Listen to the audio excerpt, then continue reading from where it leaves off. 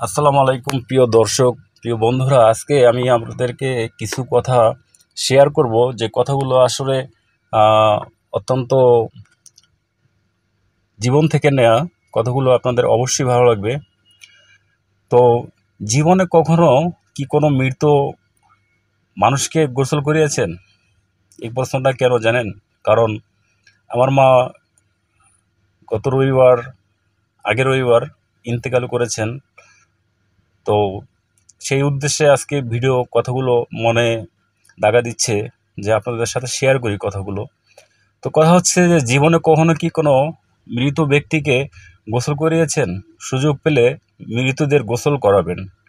খুব কাছ থেকে দেখবেন মৃত্যুর পর মানুষের দেহটা কত অসহায় হয়ে হয়। মৃত্যুর পরে মানুষের মৃত্যুদেহ কতটা ভয়ের কারণ হয়ে দাঁড়ায়। সুযোগ পেলে রাতে লাশ পাহারা দিবেন, তখন বুঝতে পারবেন মৃত্যুর পরে প্রিয় মানুষটার লাশ রাতের বেলা আপনার কাছে কত অদ্ভুত লাগে, কত ভয়ের কারণ হয়ে ওঠে, কত আতঙ্কের কারণ হয়ে যায়। সুযোগ পেলে মৃত ব্যক্তির শরীরে একটু হাত লাগিয়ে কিছুক্ষণ স্পর্শ নেবেন। আপনি তখন উপলব্ধির সুযোগ পাবেন এই পৃথিবীতে বিশাল প্রভাব প্রতিপত্তি রেখে যাওয়া মানুষগুলো মৃত্যুর পরে কত নির্জীব রূপ ধারণ করে। সুযোগ পেলে আপনজনদের লাশ কবরে নামাবেন। খুব আগ্রহ নিয়ে শেষবারের মতো মৃতদেহের মুখটি দেখার চেষ্টা করবেন এবং বারবার উপলব্ধির চেষ্টা করবেন এই মৃতদেহের সাথে অনন্তকালের যাত্রার পথে এটাই আপনার জীবনের শেষ দেখা। জীবনের সুযোগ পেলে মাঝে মধ্যে কবরস্থানে গিয়ে নীরবে কিছুক্ষণ দাঁড়াবেন। এরপর মনে মনে চিন্তা করবেন জীবনের লাভ ক্ষতির হিসাব এই মৃত মানুষগুলো এই পৃথিবীতে কি করে গেছেন, কাদের রেখে গেছেন। যাদের রেখে গেছেন তারা কি কখনো এই মৃত মানুষগুলোকে স্মরণ করার জন্য কবরস্থানে আশেপাশে আসে? আমাদের সবার শরীরেই কম বেশি রক্তকণা আছে, তাই না? এক কথা চিরসত্য যে আমাদের শরীরের প্রতিটি রক্তকণা শরীরে খুবই গুরুত্ব বহন করে। অথচ আমাদের শরীর থেকে কোনো রক্তকণা বেরিয়ে গেলে সেটির যেমন কোনো গুরুত্ব থাকে না বা কদর থাকে না, তদ্রূপ আমাদের দেহ থেকে প্রাণটা বেরিয়ে গেলে আমাদের শরীরেও অন্যর কাছে কোনো মূল্য থাকে না। আমাদের জীবনটা বড় বৈচিত্র্যময়। বেঁচে থাকতে আমরা এর জন্য ওর জন্য কত মায়া দেখাই, কত ভালোবাসা দেখাই। এ আমার ছেলে তো সে আমার মেয়ে, এ আমার ভাই তো সে আমার বোন।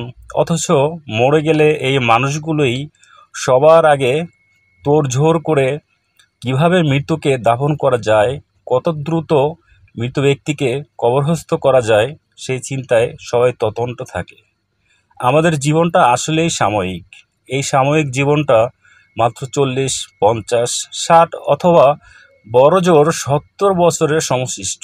অথচ এই জীবনে আমরা কখনো মৃত্যুর কথা না ভেবে কিভাবে অঢেল সম্পদ অর্জন করা যায় সেই চিন্তায় সর্বদা বিভোর থাকি। এই পৃথিবীতে যার অঢেল সম্পদ আছে সে আরও সম্পদ চায়, আর সম্পদ নেই সে ভেবে সর্বদা দুশ্চিন্তায় সময় কাটায়। আমাদের 10% মানুষ ব্যতীত 90% মানুষেরই ধান্দা ইহকাল আগে এবং পরকাল পরে, সম্পদ আগে এবং ইবাদত পরে।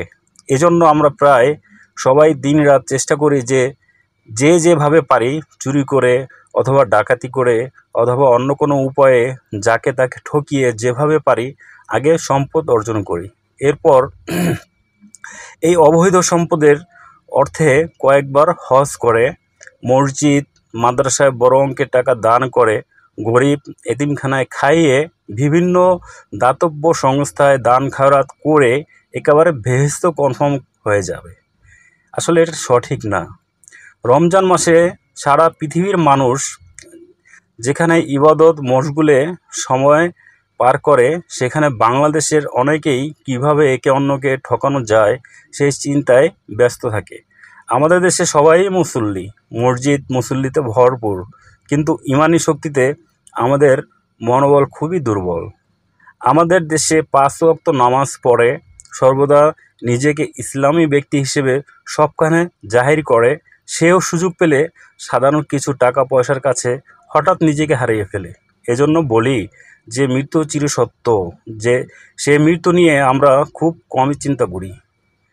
আমাদের সততা সাধারণ টাকার কাছেই নিয়মিত হেরফের হয়ে যায়, অথচ মৃত্যুর পর একজন মৃত ব্যক্তির কী হিসাব নিকাশ শুরু হবে সেটা উপলব্ধি করতে পারলে আমরা কিছুতেই এত খারাপ হতাম না। আমরা কিছুতেই অন্যর হক মারা চিন্তা করতাম না, এমনকি আমরা কিছুতেই অন্যর সাথে দুর্ব্যবহারের চিন্তাও করতাম না।